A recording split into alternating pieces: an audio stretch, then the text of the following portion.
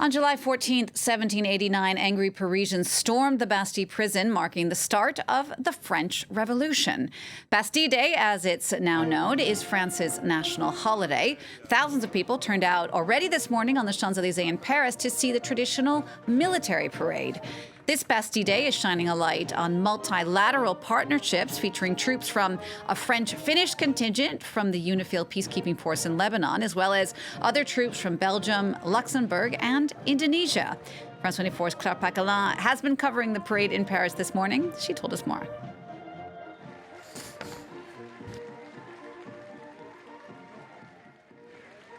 Another Bastille Day parade is over here on the Champs-Élysées in Paris. You can see the crowds behind me.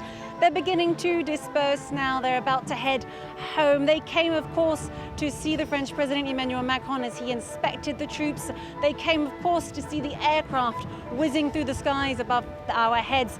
The crowds came to see the French troops as they marched down the avenue. Many members of the crowd will have had family members marching today, so they came to see their loved ones. And of course, the crowds came as well to see the armored vehicles and the tanks as they drove down the Champs-Élysées. And at the very end, the Republican Guard on horseback. This parade focused partly on the Indonesian troops. They were opening the parade. They were the troops of honor. That, of course, is marking the strategic partnership between France and Indonesia, particularly in the Indo-Pacific. We also saw Finnish troops among the troops marching alongside French troops. That was marking the work that Finnish and French troops are doing together right now as part of the UN peacekeeping mission in Lebanon, as part of UNIFIL. And those Finnish troops, I was speaking to them earlier, they're actually about to head back to the ground in Lebanon. So another Bastille Day parade over here on the Champs-Élysées, ending with a ceremony to mark the Bleuet de France, the equivalent to the poppy, the blue cornflower, which is used here in France as a symbol of remembrance. It's been 100 years since the Bleuet de France existed, and the organization continues to give support to wounded French soldiers. And so the finale of this celebration is the Bleuet de France, remembering those who sacrificed for France, and of course looking forward to the future. A focus of this parade also on young people. Lots of young troops and cadets were also marching down the Champs-Élysées today here in Paris. Well, we're going to talk a lot more about the military parade with Dominique Trinquand, who joins me now on the set. You're the former head of the French military mission to the UN. Thank you so much, Dominique, for coming in to talk to us. What did you make of the military parade today? I mean, the military parade was a mixture of new equipment, the new army, which is preparing for war, the 7th Brigade, which is fully ready to go to Romania, currently under NATO, and a mixture of international also. We have Indonesia. The president of Indonesia is a great friend of France, and there was this parade of the spatial music, but also Finland, because in Lebanon, I commanded the battalion in Lebanon. We have a mixed battalion from Finland and from the French. So it was a mixture, and also, of course, Belgium and Luxembourg, who are equipped with the French equipment in the army, and that's why they were there on the parade too. It's true. It was a very international parade, particularly with Indonesia as the guest of honor. And yet there had been some criticism of inviting the Indonesian president as a guest of honor due to human rights concerns. Do you think that's something that President Macron would be thinking about when he's inviting a country like this to participate in this kind of parade? I mean, I know very well the president of Indonesia. He was commanding the special forces in Indonesia, then he was defense minister, and then president. And when he was commanding the special forces, apparently there were accusations about torture done by the special forces. So that's not him personally who is persecuted for that. And apparently the US put them on the blacklist. And that's why some countries are avoiding to meet him. But there is no tribunal or judgment against him.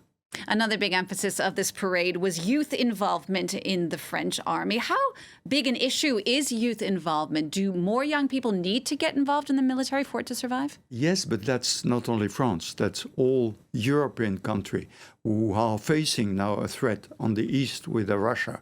And after 20 years of disarmament, now we've got to rearm. And rearm needs not only weapon system, money, but of course people to join the army.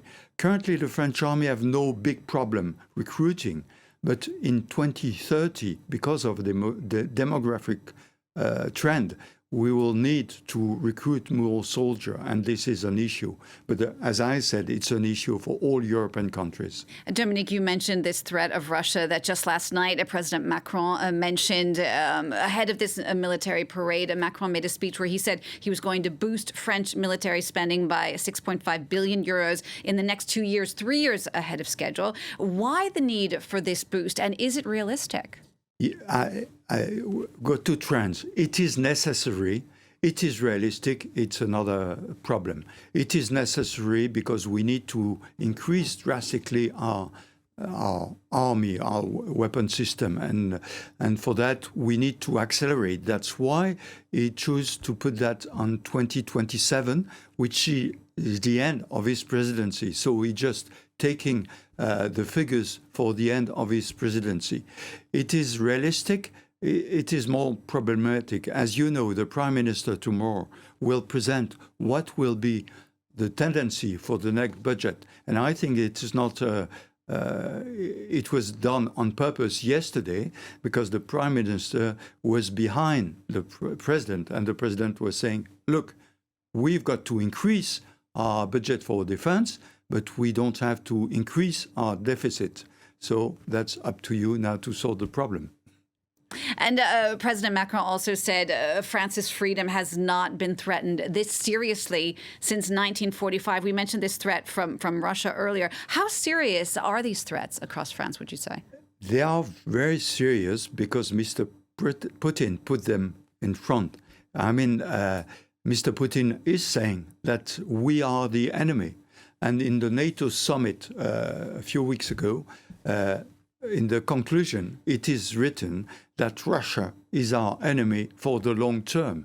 So we are back in the 90s, where I was a young officer facing East Soviet Union. It's no longer Soviet Union. They are 2,000 kilometers eastern, but Russia is really building an army which could be used and could be very dangerous.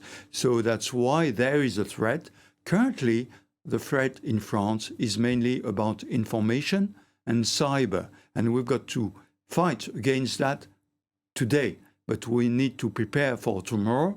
If we are strong, we will deter Russia. If we are weak, then Russia can take what they want. All right, Dominique Trinquand, thank you so much for coming in to speak to us. You're the former head of the French military mission to the UN. Thank you so much, and happy Bastille Day to you.